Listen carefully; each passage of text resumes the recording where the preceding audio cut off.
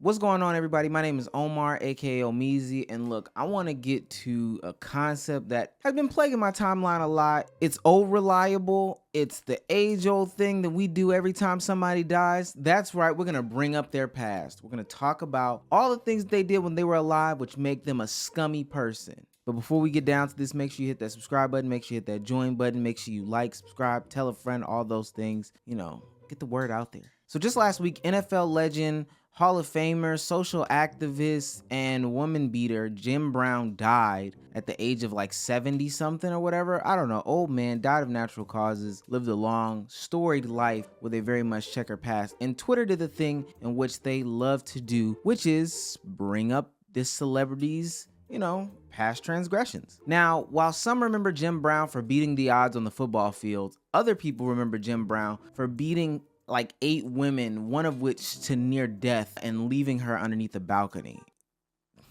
Hey, that's a horrible transition. Leave it in though. But on a serious note, there are so many people that remember Jim Brown in such a fond way for all the things that he's done and contributed to society. I mean, the social activism work, the NFL stuff. And I think more than anything, the social activism has been brought to light recently. He famously talked out during the 50s about, civil race issues and black rights, black athletes' rights, black human rights, all those things like that. Went to the Cleveland Summit with other notable members like Bill Russell and Kareem Abdul-Jabbar, and was a part of those conversations. Founded the Negro Industrial Economic Union. I mean, very, very prominent figure in a lot of regards. However, that does not stop Twitter from bringing up again his past transgressions, which, to be honest with you, I don't think is totally off the table. But a lot of people want to know, why do people do this? Why does this happen so often every time a celebrity dies? We've seen it happen not just with Jim Brown. When Kobe Bryant passed away tragically in that helicopter accident with his daughter and those other members of those other families, the first thing that was brought up with a lot of these people, specifically Gayle King,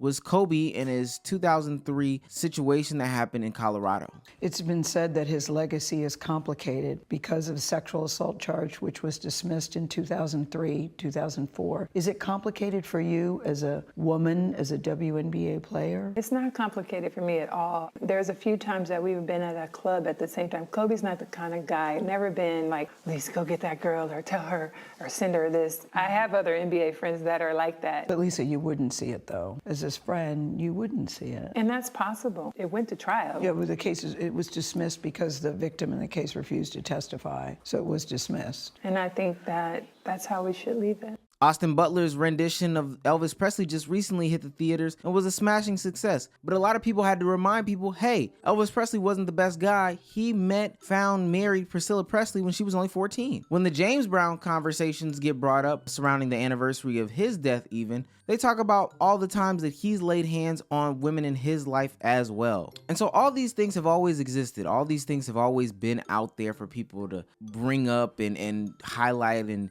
do different things with, just mention while they're alive. But the question arises, why wait until somebody dies for you to bring these things up? And I think the answer is quite simple. Nobody's thinking about this person. Nobody cares about this person at the time. And to be quite honest with you, the people that bring up this celebrity's transgressions in life, they're bringing it up while they're still living as well. And it's not a bad thing.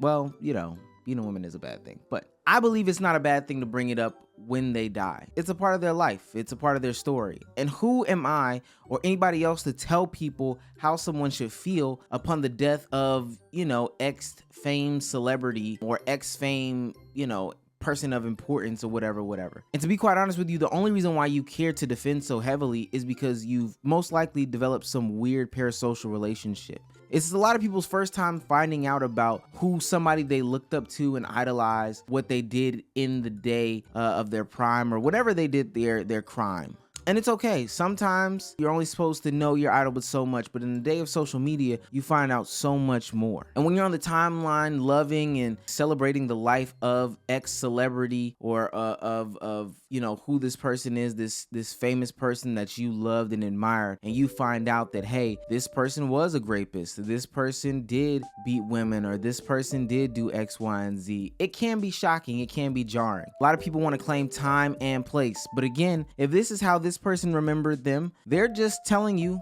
the same way that you're telling people on this other side how you remembered them. They're doing the same thing on their side. They just so happen to not remember this person fondly. And trust me, they've been saying it this whole time. I do want to bring up this tweet that I saw that talked about the differences between Jim Brown's situation and Maya Angelou's situation, and even her talking about doing sex work when she was, dead. Why no one brought that up? Why no one brought up the fact that Maya Angelou was essentially selling her body while she was alive, and they didn't bring that up in her death. One, nobody cares. I think we can all understand, based off of her own writings, why she had to do what she had to do.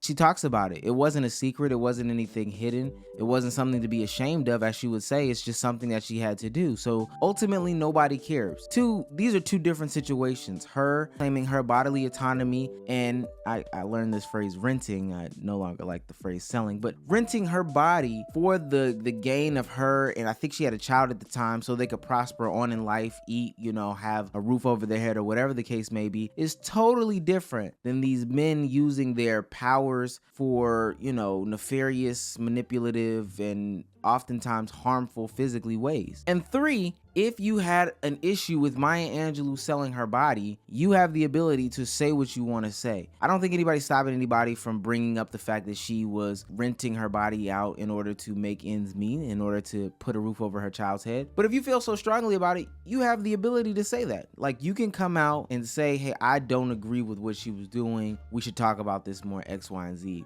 But ultimately, you're using this as a gotcha moment, and it's not hitting as hard as you would like it to be. Look, I know that you loved Kobe Bryant because you wanted that Mamba mentality for your 8th grade recreational league, and it really touched home with you, and his perseverance and MJ-like tenacity really resonated with you. But his story is his story. And the same thing with Jim Brown, James Brown, Bobby Brown, Chris Brown. Their story is their story. They had different parts in their life where they contributed to society on a different scale. And then they also did this terrible thing. I often get faced with the question of, when do we forgive and when do we forget? I don't think that that's something that should be universally accepted. You can show forgiveness all day long, but you can never ask people to forget your actions. You never know how they were affected by what you did, even if it was from afar, because it may resonate with them on a different level than, somebody else. Even if the victims of the situations have forgiven them in that time of need, I can guarantee you that they don't forget what happened. I take somebody like Michael Vick for an example. I think that Michael Vick has shown forgiveness in his contributions to the dogfighting ring that he was running back in the day while he was a part of the Atlanta Falcons. The acts that he has done since then, through the different charitable organizations, through constant talking about it on television to this day, through the constant talking of society saying, hey, I did do this bad thing and I will always own up to that. It speaks volumes to me as far as forgiveness goes. But when it comes to forgetting, I think he wouldn't even want you to forget. He is the man he is today based off of the actions that he made in the past, and that does include the dogfighting. So it's not about forgetting, it's just about what are you doing in the